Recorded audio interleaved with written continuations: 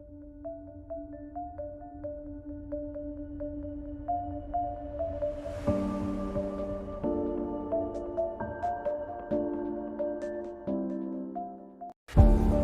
absolutely die. Wow! Yung Mount Kapananugan. Yan, mundok na yan. Tsaka makita pa natin yun. Yan po yung mga rock formations ng Sleeping Lion. Kabatuan. Tsaka dito po yung Kabatuan banda. Dito tayo sa may tuktok ng Tubag. Nasa Tugating na tayo ngayon. Tsaka may bahay kubo dito.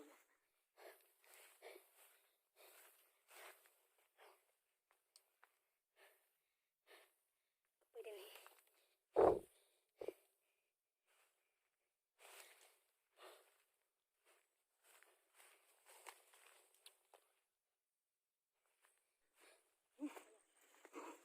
Nasa Tugating na tayo ng Tagumpay.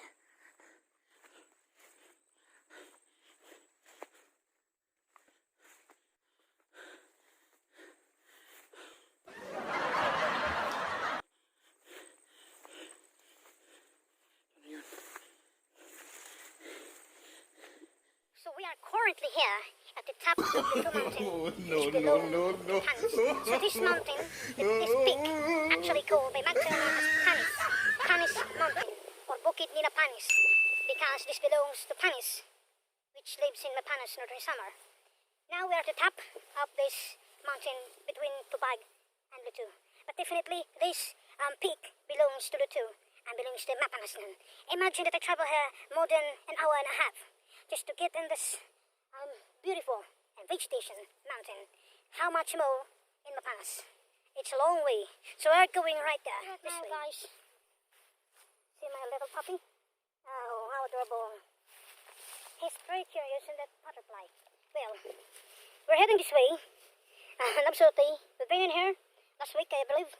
And this way, I'm just going to Mapanas. And this is Lutu at the top of mountain. At Panis Lutu. Yeah. Oh my god. How Himalayan. Yeah, very short leg. And you can climb on this tree. Alright, so you can see, absolutely, it's almost snowy out here, but it has a fresh cut here. I think it's more than a week ago, you can see. It had been cut off by a bull, sharp blade. Oh. If you wanted to be a paraglukad, a mountaineer, this is not an easy task and job for you.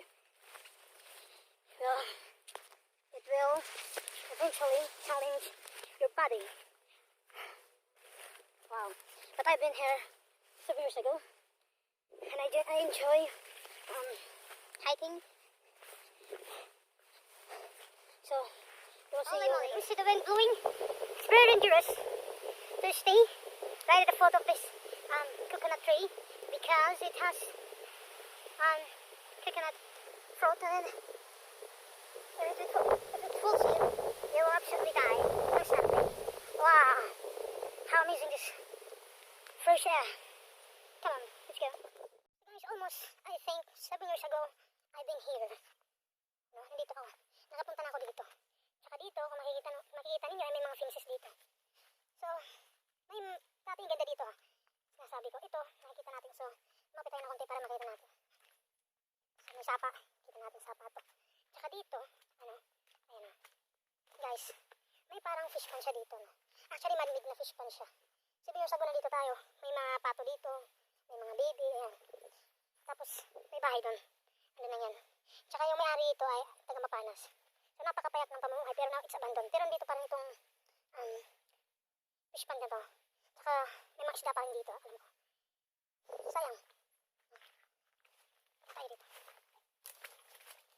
So, dito ay maganda yung source ng tubig. Kasi kahit pagtuyot siya, hindi siya natuta rin na doon. Nagkakaramang doon. Maganda yung dito ng tubig. So, ayan yung bahay kubo. Sira na, dati ang ganda dito. Nakikita ko mga bata dito dati. So, matagal na rin yun. Kasi almost 7 years. Kala ko nandito pa rin sila. Pero ngayon, wala na po sila. Dati, naglalagalag kami. Pangudtan, yan, dito. Ano po yung bahay nila. May tao.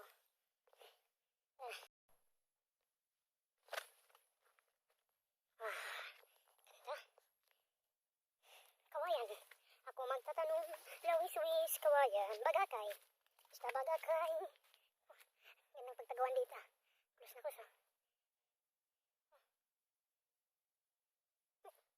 Bakit ikaw tingin-tingin sa akin? Balik-balik ka. So guys, ayun pa, no? Imbis na kumaliwa tayo, kumanan tayo kanina sa intersection.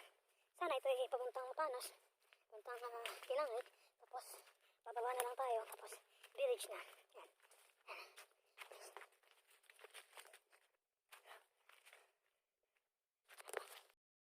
So time check, 10:33. Layo pala nito papuntang Mapanas, ano. So nandun patap kasi tayo sa Luto. Pero parang iba pang daanan namin. Hindi papuntang Kilangit. Tsaka parang Mapanas na yung mga nandito. Pero lapit na siguro kami. Huwag lang kaming tumulpo sa village.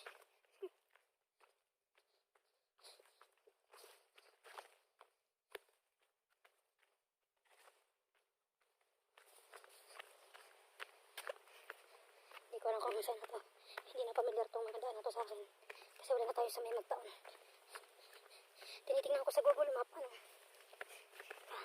Huwag na tayo Mapanas. So, hopefully, kung lang siya pababa. Agoy!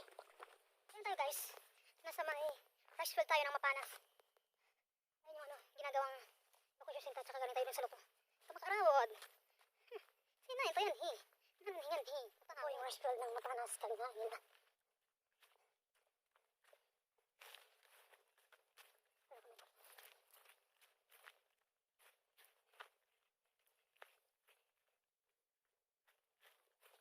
Basta village ito tulposan. Marawod. Bye! Yan lang po. Kupay din hi. Ano pa tayo guys? Village na po ito. Oh no!